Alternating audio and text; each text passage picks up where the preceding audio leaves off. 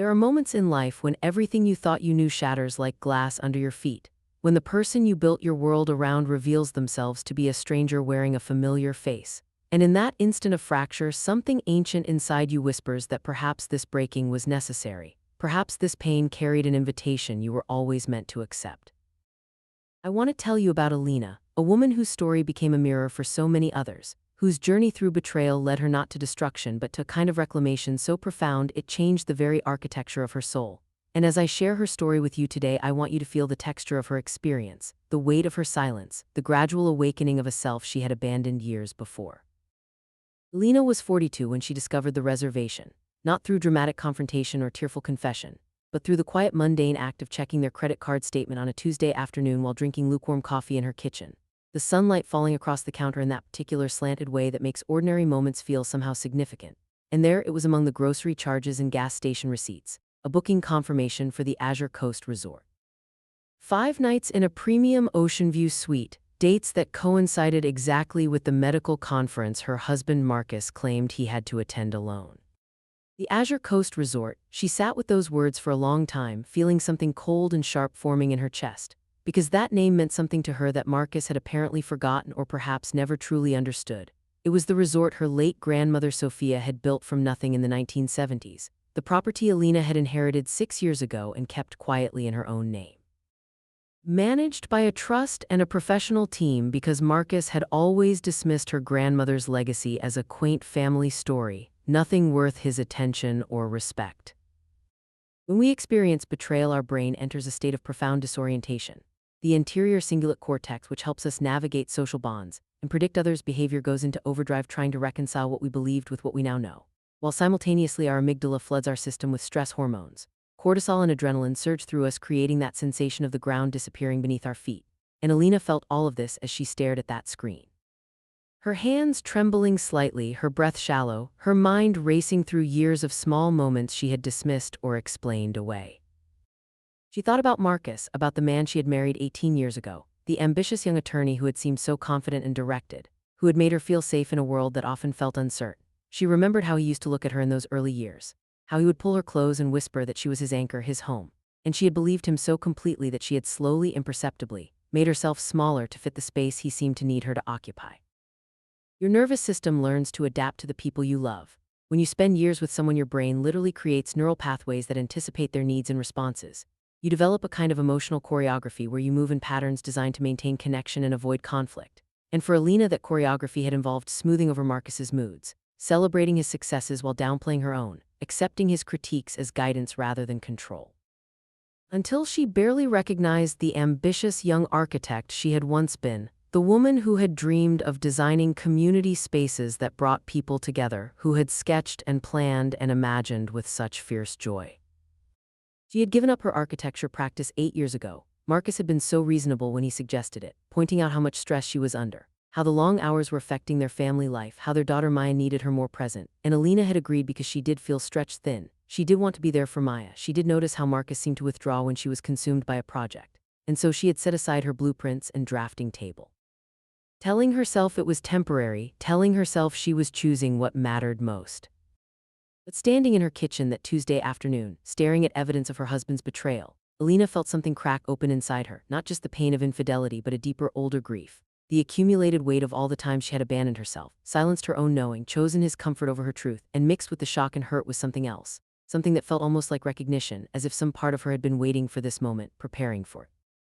She thought about her grandmother Sophia, a woman who had survived a war, immigrated alone at 23, worked 3 jobs while learning English and saved every penny, till she could buy that small, struggling beachfront property that everyone said would never succeed. Sophia, who had transformed it through sheer will and vision into the Azure Coast Resort, a place known for its beauty and warmth, its attention to detail, its ability to make guests feel truly seen. Elena remembered visiting as a child. Watching her grandmother move through the resort with such presence and purpose, and feeling both inspired and slightly intimidated by her strength. Sophia had died when Elena was 36, had left her the resort in a trust with specific instructions. The property was to remain in Elena's name alone, managed professionally but with Elena maintaining final decision-making power. At the reading of the will, Marcus had seemed almost amused by this, had made some comment about eccentric old women in their little hotels, and Elena had felt embarrassed by his dismissiveness, had minimized the inheritance herself.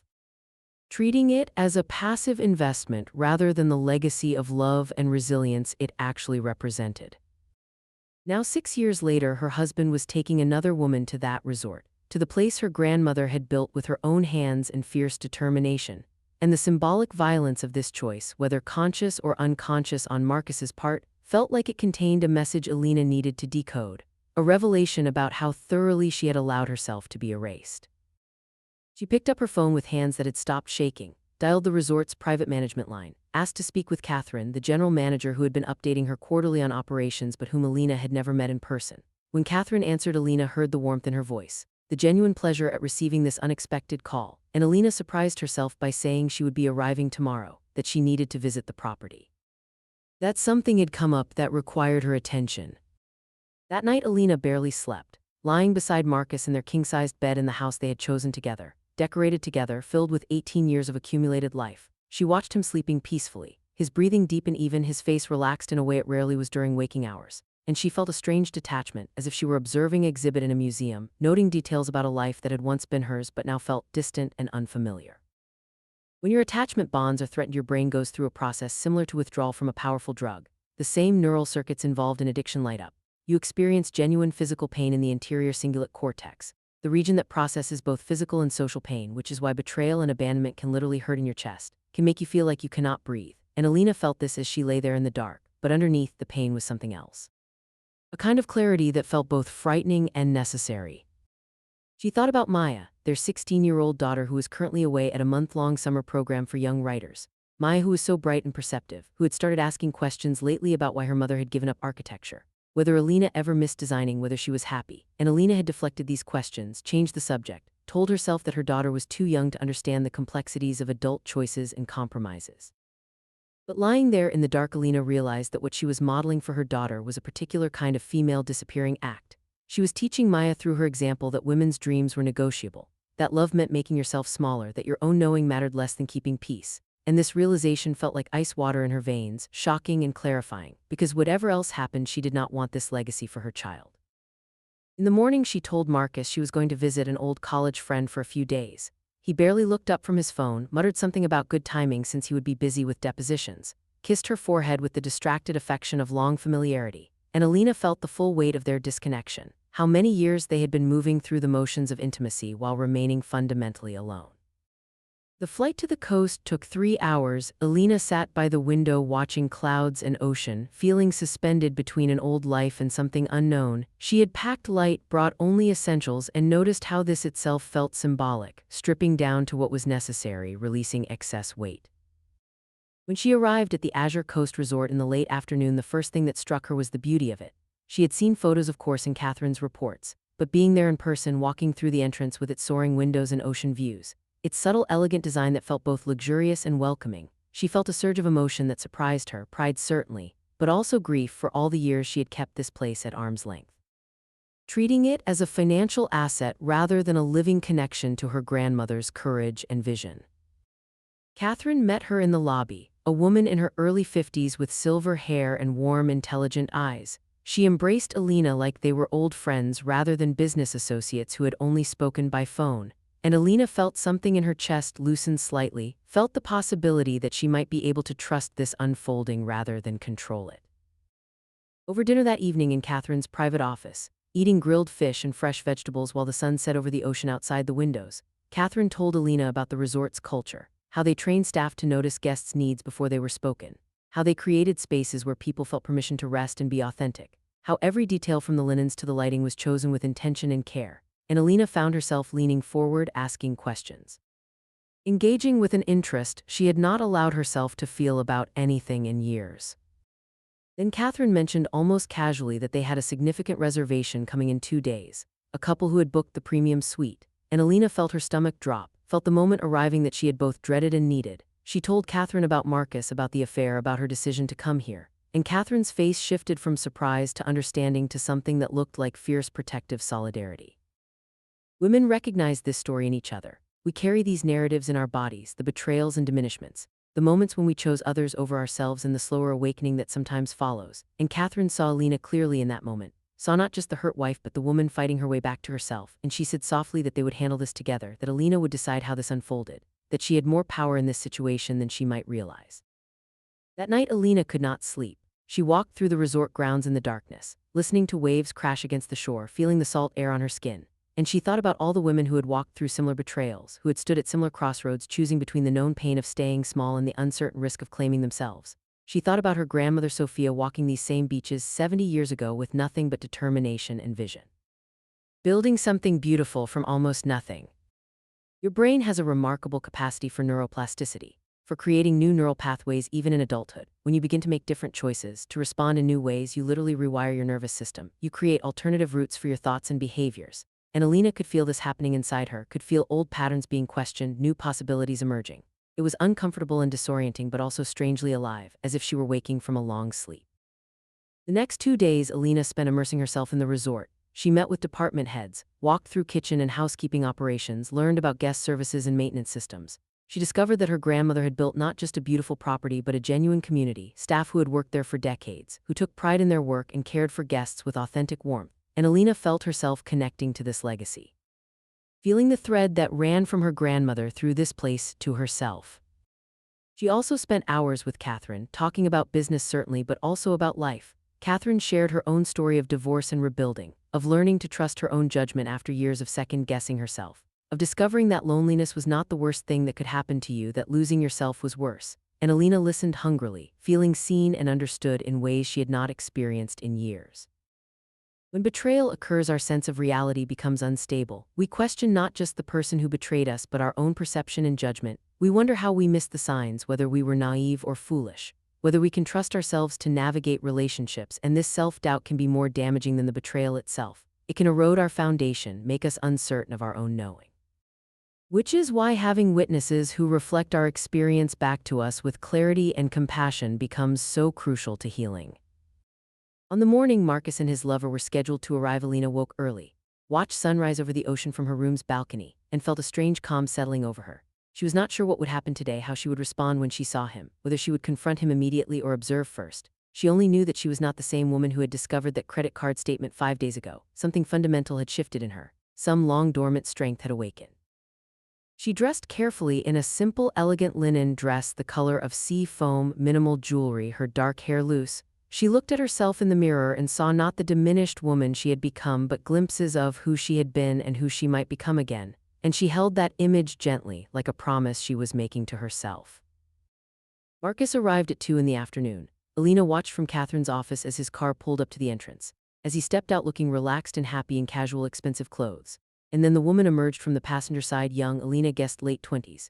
Beautiful in that effortless way, laughing at something Marcus said, and Elena felt the pain of it, the visual confirmation of her husband's betrayal. But underneath the pain was something steadier, a core of self that remained intact. The woman was not the point, really. Elena understood this with sudden clarity. This was not about competition or comparison. This was about Marcus's choices, about the ways he had been dishonest and dismissive, about the relationship they had built on uneven ground where her needs and dreams mattered less than his. The woman was just a symptom of a deeper dysfunction, a visible manifestation of invisible problems. Catherine touched Elena's shoulder gently, asked if she was ready, and Elena nodded. They had discussed several approaches. Elena could remain invisible, could simply observe Marcus and his lover's stay without revealing herself, could gather information and evidence for the inevitable divorce, or she could make her presence known, could step into her power as the resort's owner and force Marcus to confront what he had done, not with drama or revenge but with simple truth and consequences. Elena chose visibility, chose to stop hiding. They waited until Marcus and the woman had been shown to their suite, given time to settle in, and then Elena asked to be announced. The message delivered to their room was simple. The resort's owner would like to meet with them briefly in the owner's suite to ensure their stay was meeting expectations. It was unusual but not suspicious, framed as hospitality rather than confrontation. Marcus arrived alone 15 minutes later. The woman had apparently chosen to stay in their room. Elena was waiting in the elegant sitting room of the owner's suite, standing by the window with her back to the door. And when Catherine showed Marcus in and Elena turned to face him, she watched his expression move through confusion to recognition to shock to something that might have been fear. And she felt nothing in that moment but a strange, distant curiosity, as if she were conducting an experiment. Observing results. Marcus said her name like a question, like he could not quite believe what he was seeing. He started to speak, to explain, his mind clearly racing through possible stories and excuses, and Elena held up her hand gently, asked him to sit, her voice calm and clear. She had rehearsed nothing, had decided to simply speak from truth and see what emerged. She told him she knew about the affair, that she had known for almost a week, that she had chosen to come here to her grandmother's resort, to the property she owned that he had always dismissed as insignificant. She told him how it felt to discover his betrayal, not with tears or accusations, but with a kind of factual clarity, naming the hurt but also the deeper patterns it revealed, the years of diminishment, the slow erasure of herself, the ways their marriage had required her to shrink while he expanded. Marcus tried to interrupt several times, tried to defend himself, to minimize what he had done, to turn the conversation toward her failures and shortcomings. And Elena recognized this pattern so clearly now. The way he deflected responsibility, made himself the victim, twisted situations until she doubted her own perceptions, except this time she did not doubt. She stayed centered in her knowing, and his manipulations could not find purchase. Our nervous system recognizes truth even when our conscious mind tries to deny it. When someone is being authentic and grounded, their presence affects the space differently than when someone is defensive and dishonest. You can feel this at a somatic level, in your body, in the quality of silence between words. And Marcus felt the shift in Elena, felt that he could not control or redirect her, and his confusion was visible, like he was trying to use old tools that no longer worked.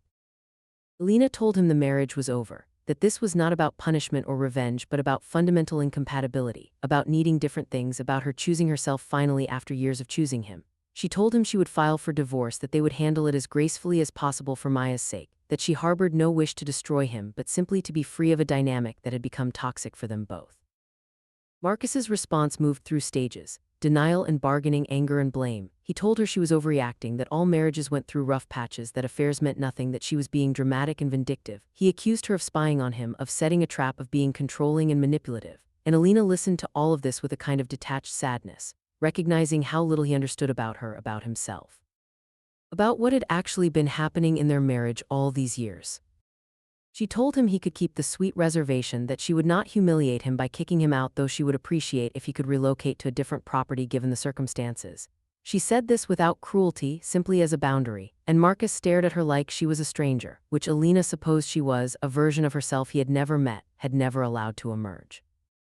After he left, after the door closed behind him and Elena heard his footsteps receding down the hallway, she sat down on the couch and let herself feel everything: the grief and relief, the fear and freedom, the immense uncertainty of what came next, mixed with a bone-deep rightness about this choice. Catherine returned after a discreet interval, sat beside her without speaking, and they watched the ocean together as light changed and evening approached. Marcus checked out the next morning, the young woman with him looking confused and uncomfortable. They left quietly without drama, and Elena felt a chapter closing, not cleanly or completely, because endings are never that simple, but definitively she knew the divorce would be complicated, that there would be hard conversations with Maya, financial negotiations, the dismantling of a shared life. But she also knew she had already survived the hardest part, which was choosing herself, trusting her own no, refusing to betray her truth, even when staying in the familiar lie would have been easier. She spent 2 more weeks at the resort, working alongside Catherine, learning the business her grandmother had built, discovering that she had not just inherited property but a legacy of female strength and creativity. She found herself sketching ideas for resort expansion, for new community spaces, her architectural training awakening after years of dormancy, and she felt herself coming alive again in ways she had forgotten were possible. One afternoon she found a letter her grandmother Sophia had written years ago, tucked into the resort's founding documents, addressed to Elena, though Sophia had died before she could deliver it personally. In the letter, Sophia wrote about her own life, her struggles and triumphs, her determination to build something beautiful in a world that often felt harsh. She wrote about watching Elena grow up, seeing her granddaughter's spark and creativity, and worrying that the world would try to dim that light. She wrote that the resort was not just property or money, but a reminder, a place Elena could always come to remember who she was, where she came from, what she was capable of creating.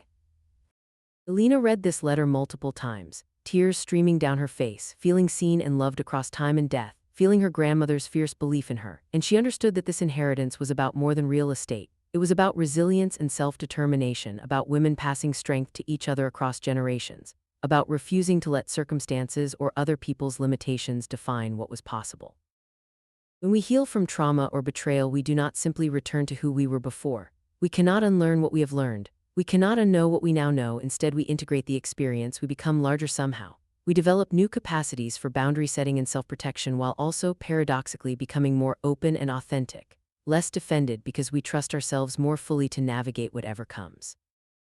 Lena returned home after 3 weeks. The house felt different to her now, smaller somehow, filled with someone else's choices and aesthetics. She moved through rooms that no longer felt like hers, gathering what she needed, what held meaning, leaving the rest for lawyers and mediators to sort out. Maya came home from her writing program the next day. Elena picked her up from the airport and they drove to a quiet cafe, and Elena told her daughter the truth about the affair, about the divorce. About the resort and grandmother Sophia's legacy, about choosing yourself even when it meant disrupting everything. Maya listened with tears in her eyes, not shocked exactly. Elena realized her daughter had sensed more than Elena had given her credit for, had noticed the distance between her parents, the ways her mother had diminished, and Maya said something Elena would remember forever. She said she was proud of her mother for being brave enough to leave, for showing her that women did not have to accept being treated badly, that they could choose themselves and survive, and Elena held her daughter close. Feeling the gift of this moment, the way her choice was already creating ripples, teaching Maya something essential about worth and boundaries. The divorce took 8 months. It was not easy. Marcus was alternately apologetic and vindictive. Their lawyers negotiated division of assets, custody arrangements, the dissolution of shared dreams. There were moments when Elena questioned her choice, when the loneliness or uncertainty felt overwhelming, when she wondered if she had made a terrible mistake. But those moments passed, and underneath them was a steadier knowing, a recognition that she was becoming herself again. That discomfort was not the same as wrongness.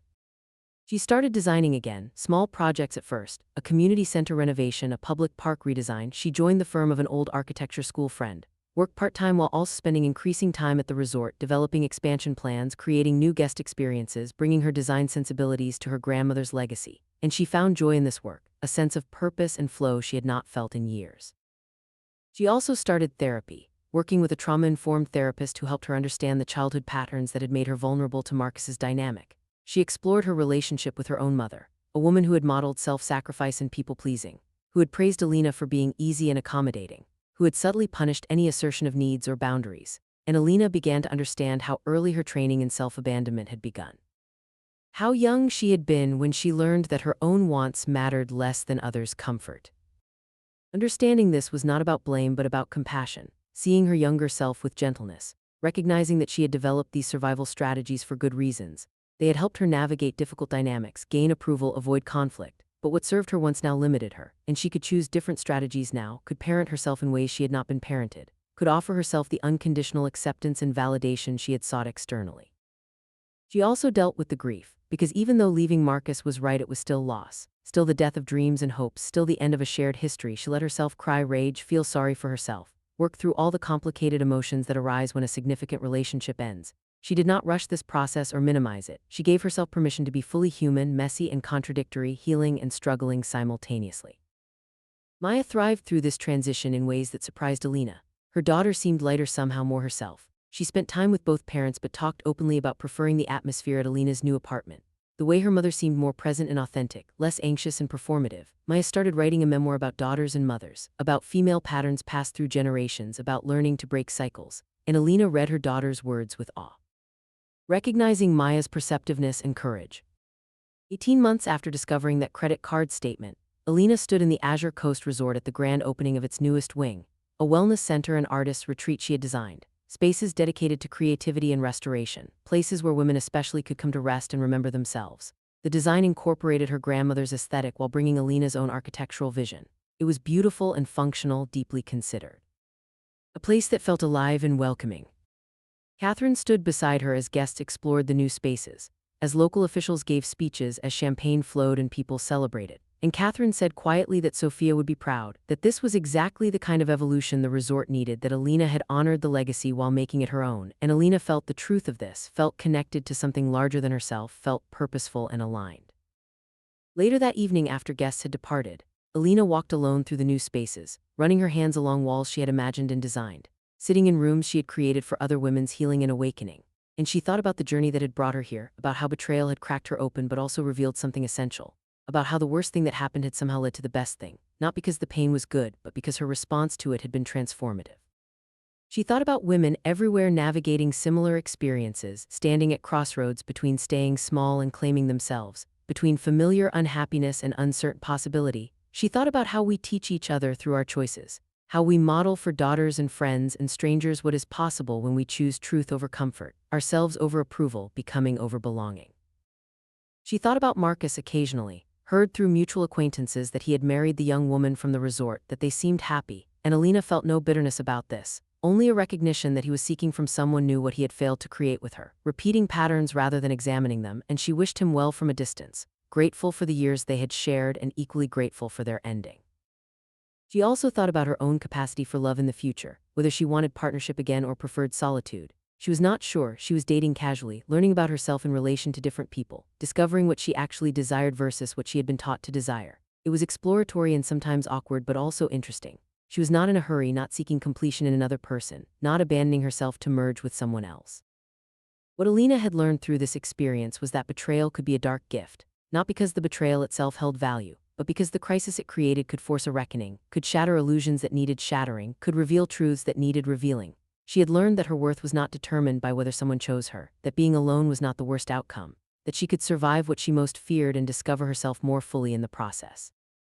She had learned about the difference between attachment and love, between needing someone and choosing them, between performing for approval and showing up authentically.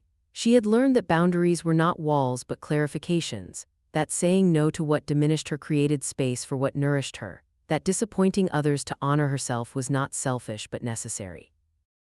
She had learned about the nervous system and trauma responses, about how her body had been trying to tell her for years that something was wrong, through anxiety and insomnia, through tension and fatigue, through a persistent sense of unease she had tried to ignore. She had learned to listen to these somatic signals, to trust her body's wisdom, to recognize that discomfort in relationships was not something to overcome but information to attend to.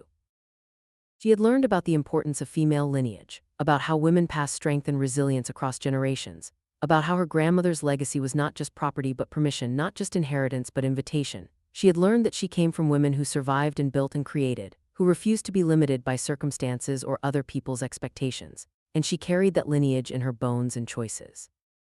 Most importantly, Elena had learned that she was enough, not because she became perfect or accomplished or healed all her wounds, but simply because she existed, because she was here, because her life and experience and perspective held inherent value that did not require external validation.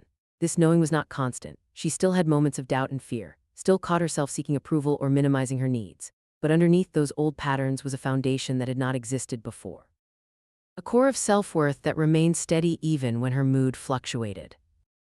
She stood in the wellness center she had designed, in the resort her grandmother had built, in the life she was creating through conscious choice, and she felt grateful not for the betrayal itself but for her response to it, for the courage she had found to leave, for the determination to reclaim herself, for the willingness to feel everything and become larger rather than bitter. She felt proud of herself in a way she had not felt before, proud not of external achievements but of internal growth. Of the ways she had met this crisis with increasing wisdom and compassion. The ocean was visible through floor-to-ceiling windows, waves moving in their eternal rhythm, and Elena thought about how water shapes stone over time, how persistence and patience create transformation, how the hardest substances can be worn smooth by consistent pressure. She thought about her own rough edges being softened, her defenses becoming less necessary, her heart remaining open even after being broken because closing it would cost her more than the risk of future hurt. She thought about the women who would come to this space she had created, who would rest here and perhaps remember themselves, who would take that remembering back into their lives and make different choices, who would pass that awakening to their daughters and friends, creating ripples that extended far beyond this building, beyond her lifetime, beyond what she could see or measure. And she felt part of something essential, part of the way humans heal each other through witnessing and space holding. Through creating beauty and possibility, through refusing to let pain have the final word. This is what happens when we choose ourselves after years of self-abandonment, when we reclaim our voices after long silence, when we trust our knowing after decades of doubt. We do not just change our own lives but create permission for others to change theirs. We model what is possible. We demonstrate that transformation is available at any age, that it is never too late to become who you might have been, that the best revenge is living fully and authentically. That the most radical act is treating yourself with the love and respect you once sought externally. Elena's story is one story among millions, each betrayal and awakening unique in its details but similar in its arc. We find ourselves diminished. We face a crisis that forces recognition. We choose between staying small and claiming ourselves. And when we choose ourselves, we discover reserves of strength we did not know we possessed. We learn that we are more capable than we believed, more resilient than we imagined, more worthy than we were taught. The lights of the wellness center glowed warm against the darkening sky. Inside those spaces, women would gather starting tomorrow, would practice yoga and meditation, would create art and write stories, would rest deeply and remember themselves, would carry that remembering home and let it shift how they moved through the world. And Elena had built this, had imagined and designed and created it, had brought her vision into material form, had offered her gift to others who needed it. She locked the doors and walked back toward the main resort building, her footsteps quiet on the stone pathway, the sound of waves constant and soothing. She felt tired in a good way, satisfied by the day's accomplishments, at peace with her choices, open to whatever came next. She had learned to live in the questions rather than demanding answers, to embrace uncertainty as part of growth, to trust the unfolding even when she could not see where it led. Back in her private quarters, she poured a glass of wine, sat on her balcony watching stars emerge in the darkening sky, and she raised her glass silently to her grandmother Sophia, to all the women who had survived and built and created before her, to all the women still fighting their way to themselves, to the mysterious unfolding that brings us through darkness toward light. Not once but again and again, each crisis an invitation, each ending a beginning, each moment an opportunity to choose love over fear. Truth over comfort, becoming over remaining.